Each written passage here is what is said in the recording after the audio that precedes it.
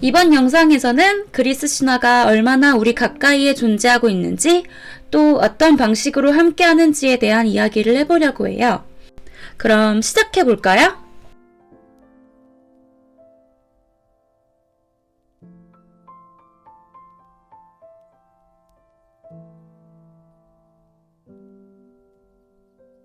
티탄족과 올림푸스 12신들 사이에서의 전쟁에서 패배한 티탄족의 리더 아틀라스는 영원히 지구를 짊어지고 있는 형벌을 받게 되는 신화 속의 인물입니다. 그리고 그의 이름은 영어로 두개골을 바치는 제1경추를 뜻하기도 하고, 전 세계가 그려져 있는 지도책을 뜻하기도 하고, 브랜드 티파니에서 디자인한 주얼리 라인의 명칭이기도 합니다.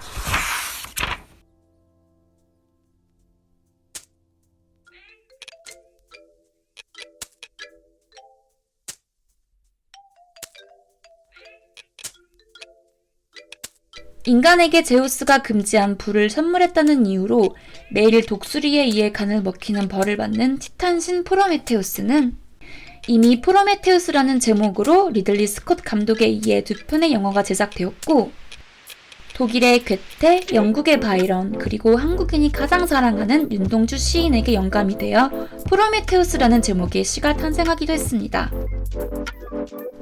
또 우리에게 친숙한 괴물 프랑켄슈타인과도 관련이 있는데요.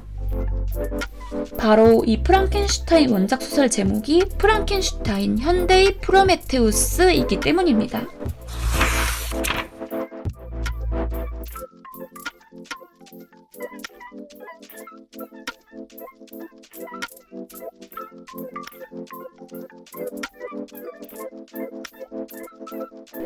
헤라는 신들의 왕비이자 아름다운 가정과 결혼의 여신이에요.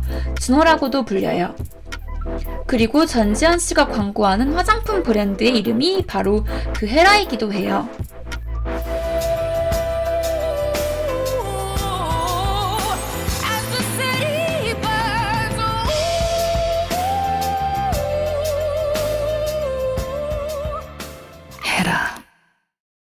신화 속에서 헤라의 이미지와 아름다움과 여성의 당당함을 표현하는 헤라의 브랜드 철학과도 굉장히 잘 어울리는 것 같아요.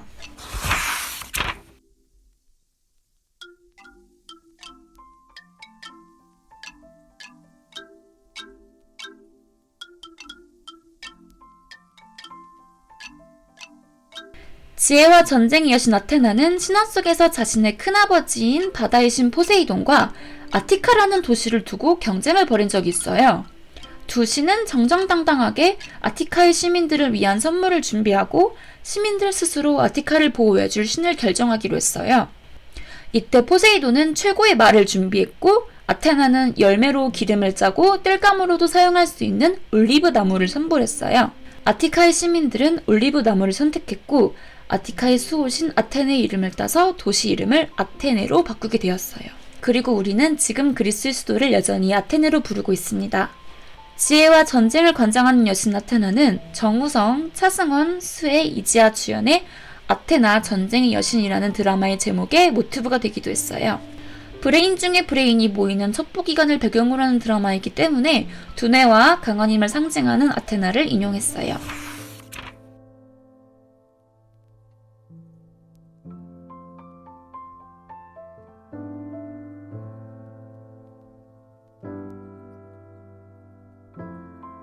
제우스의 아들이자 술의 신 디오니소스는 얼마 전 가장 핫한 하이엔드 브랜드 구찌의 디자이너들에게 영감을 주었는데요.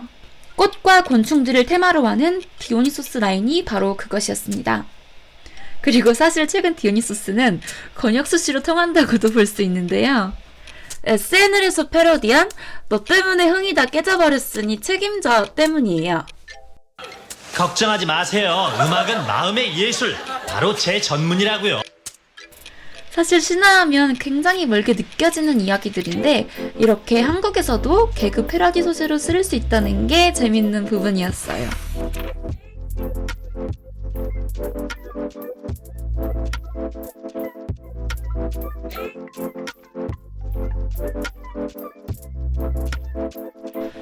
타이탄이란 단어는 거신족 티탄족들을 지칭하는 단어이기 때문에 보통 거대하다라는 뜻을 가지고 있어요.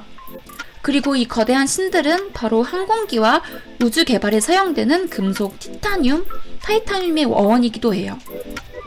그리고 레오나르도 디카프리오와 케이트 윈슬렛 주연의 영화로 유명한 타이타닉 또한 바로 티탄족에서 유래한 단어인데요.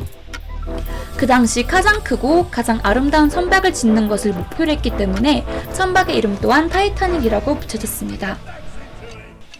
그 규모 때문에 절대 침몰하지 않는 불침선이라고 불리기도 했어요. 하지만 1912년 첫 출항이 마지막 항해가 되기도 한 비운의 배예요.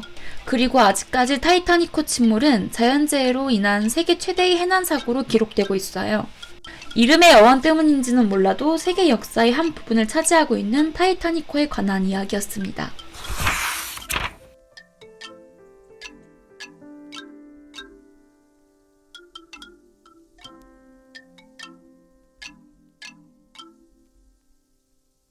제우스의 아버지인 크로노스는 앞서 언급했듯 예언이 두려워 자신의 아이들을 몇 년 동안이나 먹어치우는 히스테릭한 모습을 보여줍니다. 그리고 그의 이름은 만성질환을 뜻하는 영어 단어 크로닉 디지즈의 유래가 되었습니다. 아스클레피오스는 올림푸스 12신인 아폴론의 아들이자 미술과 의학의 신이에요. 특히 아스클레피오스는 항상 뱀의 형상을 한 지팡이를 가지고 다니는 모습으로 기록이 되는데요. 바로 이 지팡이를 아스클레피오스의 지팡이라고 부르는데 현재 세계보건기구 WHO의 심볼이기도 합니다. 아스클레피오스를 이야기하면서 그의 딸 헤게이아를 이야기하지 않을 수 없는데요. 그녀 또한 아버지의 뒤를 이어 의술을 배우게 되는데 뛰어난 재능을 보이며 그녀 또한 건강, 청결, 위생의 여신이 됩니다. 그리고 훗날 그녀의 이름은 위생을 뜻하는 영단어 하이준의 어원이 되기도 했습니다. 또 우리가 흔히 알고 있는 의사들의 맹세 히포크라테스 선언에 가장 먼저 등장하는 인물들이 바로 아스클레피오스와 헤게이아예요. 이렇게 두 부녀가 아직까지 현대의학계에 영향을 주고 있는 모습은 신기하면서도 재미있는 부분인 것 같아요.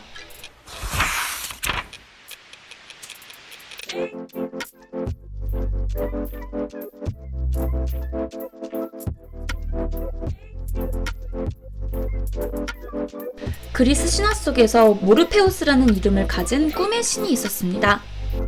하지만 그리스 신화 속에서 꿈은 그저 수면을 뜻하는 단어에 그치지 않고 고통과 죽음이라는 개념과 밀접한 관련이 있습니다.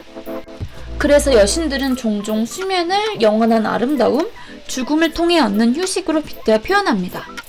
1805년 독일의 약제사 제르티르너가 아편에서 물질 추출에 성공하며 진통제를 발견하게 되는데 우리는 현재 그것을 모르핀이라고 부릅니다. 꿈의 신 모르페우스의 이름에서 따온 모르핀이 사용된 용도를 보면 개인적으로 모르핀이라는 이름보다 더 잘 지을 수는 없다고 생각해요. 과거 오슈스키 형제? 남매? 이제는 자매의 명작 장편 블록버스터 영화 매트릭스에도 꿈의 신 모르페우스는 영감을 주었는데요. 바로 네오를 꿈에서 깨어나게 해주고 현실 세계로 안내하는 인도자 역할을 맡은 모피어스가 바로 그 주인공입니다. 네오에게 빨간 약과 파란 약을 보여주며 진실의 길을 제시하는 모피어스의 모습은 신화 속 모르페우스와 비슷한 모습이 많은 것 같아요.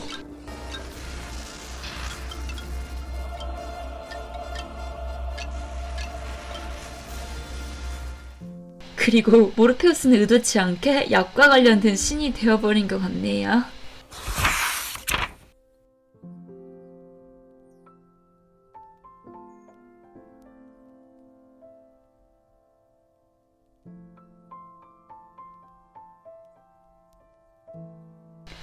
사랑과 미의 여신 아프로디테는 그리스 신화 속에서 항상 핫한 뉴스의 중심이 되는 여신이에요.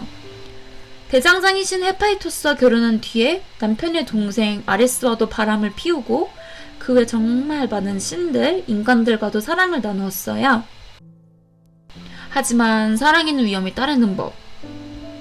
아프로디테의 그리스식 이름 아프로다이치는 현재 최음제, 정력제라는 단어 아프로디지에게 유래가 되었고 로마식 이름인 비너스는 성병의 영단어 venereal disease의 시작점이 되었어요.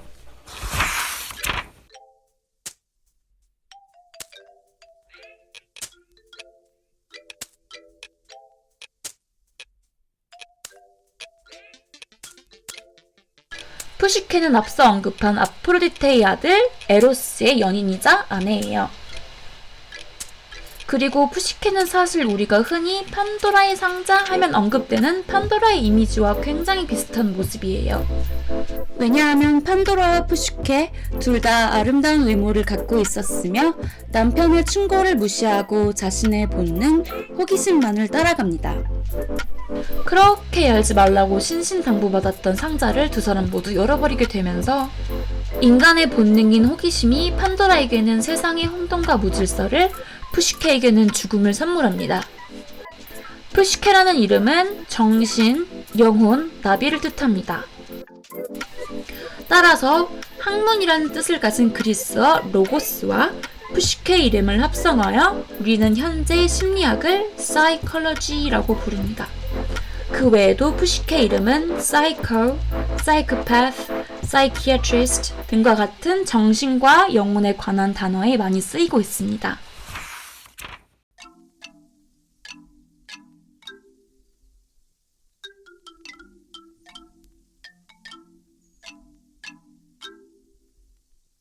반인, 반염소의 모습을 한 목축의 신파는 보통 신화 속에서 망나니스러운 모습으로 나타납니다.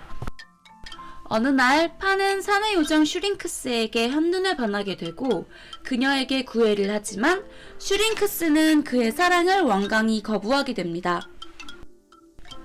처녀의 신 아르테미스에게 순결을 맹세한 슈링크스는 판에게 도망치기 위해 강의 신에게 도움을 요청하고 그녀의 몸은 순식간에 갈대로 변합니다. 그럼에도 불구하고 판은 혼자 슬퍼하며 갈대로 변해버린 슈링크스를 위해 슈링크스의 몸, 변해버린 갈대를 꺾어 펜파이프로 만들고 항상 연주를 하고 다닙니다. 그렇게 판의 이름은 공황장애를 뜻하는 영단어 패닉 디소더의 유래가 되고 갈대로 변한 슈링크스의 이름은 주사기라는 영어 단어 슈린지 어원이 됩니다.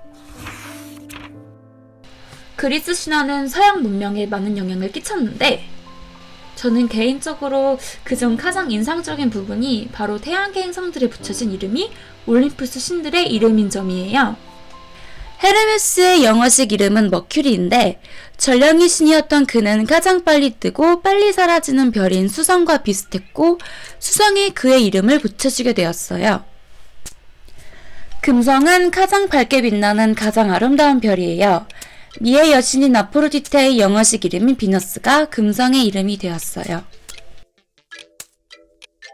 화성의 영어 이름 마스는 맷 데이먼 주연의 본격 감자 키우기 영화 마션을 통해서 많은 사람들에게 알려져 있어요. 제우스와 헤라의 아들인 아레스는 전쟁의 신이었는데 항상 붉게 빛나는 별인 화성이 전쟁에서의 피와 닮아 아레스의 영어식 이름인 마스가 화성이 되었어요. 가장 큰 별인 목성은 신들의 왕인 제우스와 비슷한 것 같아요. 제우스의 영어식 이름인 주피터는 화성의 유래가 되었습니다. 크로노스는 시간의 신이었는데 토성은 당시 로마인들이 알고 있던 행성 중에 가장 느렸기 때문에 토성을 크로노스라고 불렀다고 해요. 로마 신화에서는 이 크로노스를 사투르누스라고 불러요. 그리고 크로노스의 영어식 이름을 따서 현재는 세턴이라고 부릅니다.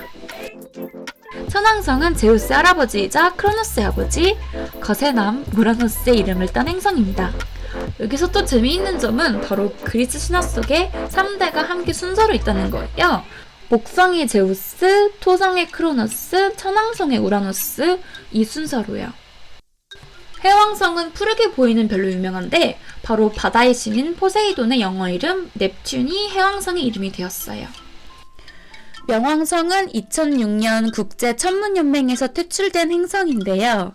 안 그래도 가장 멀리 있는 별이라 서러울 텐데. 명왕성의 이름은 하늘에서 가장 먼 곳을 지배했던 지하세계의 왕 하데스의 영어식 이름을 따서 플루토라고 불려요. 그리고 하늘의 별자리 또한 그리스 신화 속에 등장하는 이야기 속의 요정, 영웅, 동물, 공주 등으로 구성되어 있어요. 수성의 주인공 헤르메스는 최고의 명품 브랜드 에르메스의 주인이 되기도 하고 뱀의 머리카락을 가진 메두사는 베르사체의 로고가 되기도 합니다. 승리의 여신 니케의 이름과 날개는 세계 최고의 스포츠 브랜드 나이키의 브랜드 로고에도 영감을 주었고요. 주얼리 브랜드로 유명한 판도라는 열지 말아야 할 상자를 열어서 유명한 여자 판도라 이름에서 유래되었어요. 브랜드 슬로건이 잊을 수 없는 순간인데 실제 판도라가 상자를 열었을 때를 상상해보면 잊을 수 없는 순간이 맞는 것 같아요. 물론 다른 의미로요.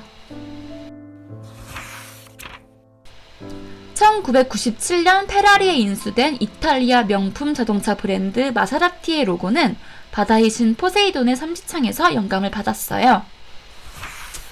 전 세계 어디를 가던 존재하는 스타벅스 또한 그리스 신화 속에 등장하는 인물이 브랜드 로고에 그려져 있어요.